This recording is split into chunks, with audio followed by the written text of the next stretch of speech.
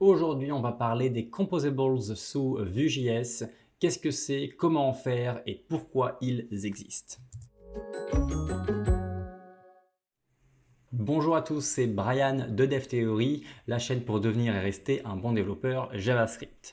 Donc aujourd'hui, on va parler des composables, ce concept de composable qui vient donc de la Composition API sous Vue.js. Si jamais vous ne savez pas ce que c'est la Composition API, j'ai fait une vidéo récemment qui explique ce que c'est, je vous mets le lien juste en dessous en description.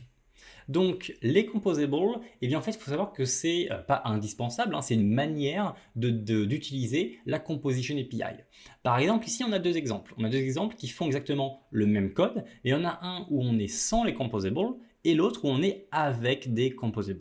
Donc ça veut dire quoi?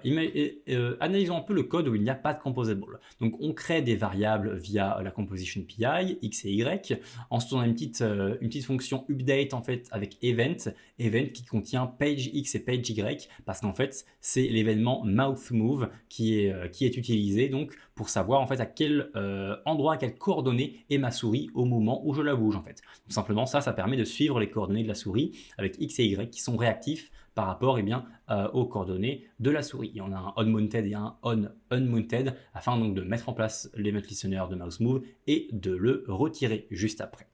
Donc ce petit code là, eh bien en fait il est totalement possible de le mettre dans un fichier JS, dans un fichier par exemple mouth.js, et d'ensuite utiliser une fonction qui est exportée de ce fichier là pour avoir x et y et de les mettre directement dans le template en ayant bien toujours la réactivité qui fonctionne.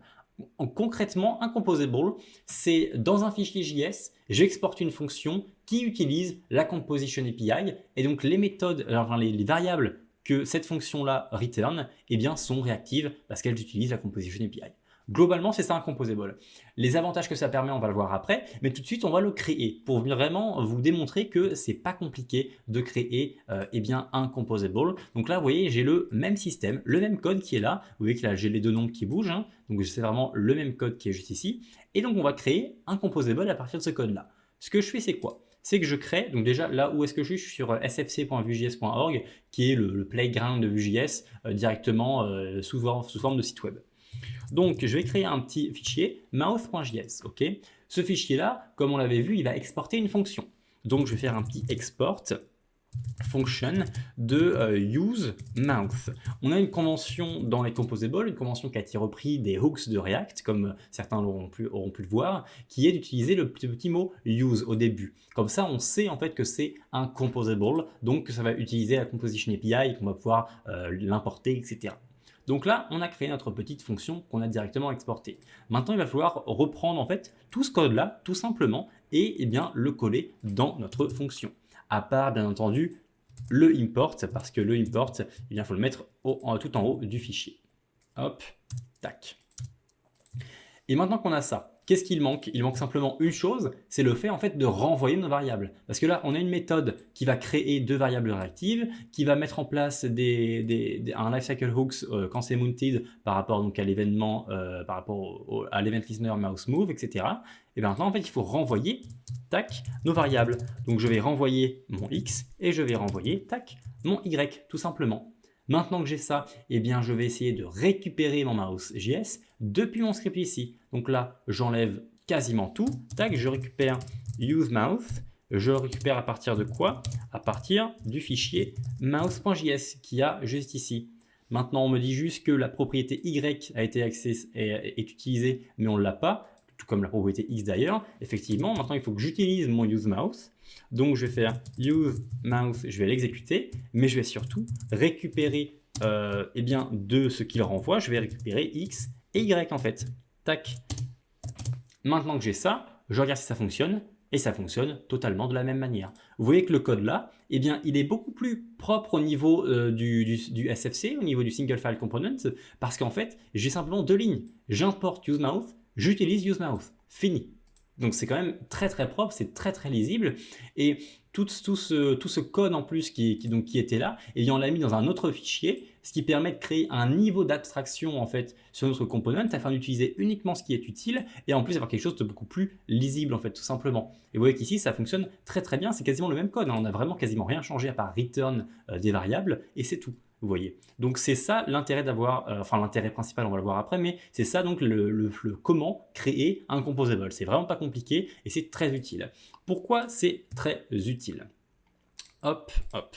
Eh bien, parce que ça permet de la réusabilité.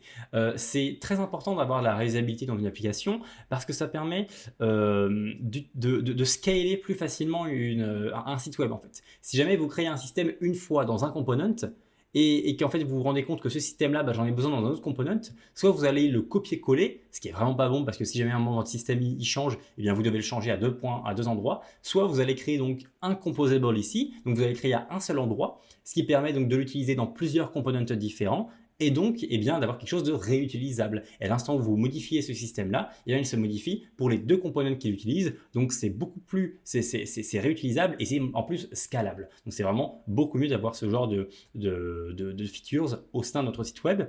Comme on l'a vu, ça permet beaucoup plus de lisibilité en créant un niveau d'abstraction en plus, en ayant du code qu'on n'a pas forcément besoin de voir au moment où on est dans le component. On a simplement besoin de voir quelles features ça va utiliser. Ici, c'est utiliser les features de mouth, donc use mouth, et c'est tout. On n'a pas forcément besoin de savoir plus dans le component, et donc on crée un niveau d'abstraction en mettant tout ça dans un composable.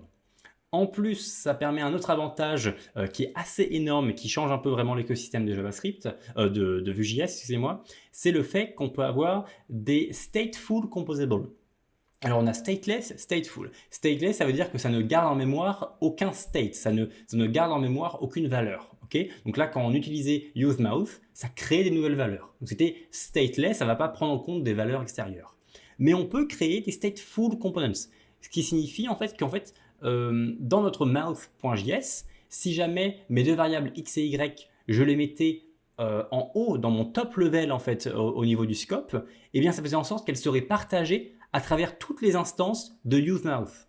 Donc je ne vais pas aller plus loin là-dessus, mais on peut créer en gros des variables globales avec les composables. Ce qui veut dire quoi? Ce qui veut dire que ciao Vuex, ciao Pinia, et uniquement des composables sur votre application, ce qui permet des variables globales. Donc ça, c'est ce que Nuxt fait. La version 3 de Nuxt n'a plus de state manager, n'a plus Vuex, Pinia, rien. Ils ont simplement une méthode auto-importée qui s'appelle useState et qui en fait qui est simplement un component, un composable qui utilise des variables globales en fait à travers cette méthode-là. Donc c'est très impressionnant et ça permet surtout d'avoir des librairies en moins, etc. Et c'est très intéressant.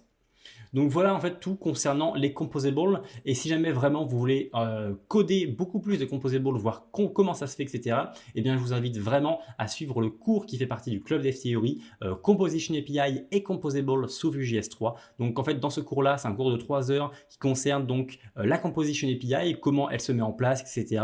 Mais en plus, j'ai dédié une section de 47 minutes, comme vous pouvez le voir ici, au Composable, car c'est vraiment quelque chose de très indispensable actuellement dans un code provisionnel de Vue.js. Et donc les composables, on voit le concept plus en détail, comment en créer, comment faire de la composition de composables, donc des composables qui en appellent d'autres, et voir donc comment on met en place des variables globales, comme je viens de vous dire, par rapport à un stateful composable, et même comment en utiliser par rapport à l'Option API, parce que les dernières versions par exemple de Vue Router ne font que exporter des composables, et donc il faut quand même les utiliser sous l'Option API si jamais vous l'êtes. Voilà tout donc concernant ce petit cours que je trouve très intéressant pour ceux qui sont dans ce thème-ci. Et voilà tout également pour cette vidéo concernant les composables. J'espère que vous avez un peu mieux cerné ce concept de composable qui est très intéressant et que je trouve vraiment très utile depuis que j'utilise les composables sous Vue.js. Je trouve vraiment que le code il est plus propre, plus scalable, etc. Donc je pense vraiment que c'est une bonne chose à utiliser sous Vue.js 3. J'espère vous revoir dans une prochaine vidéo YouTube et en attendant, je vous souhaite un très bon codage.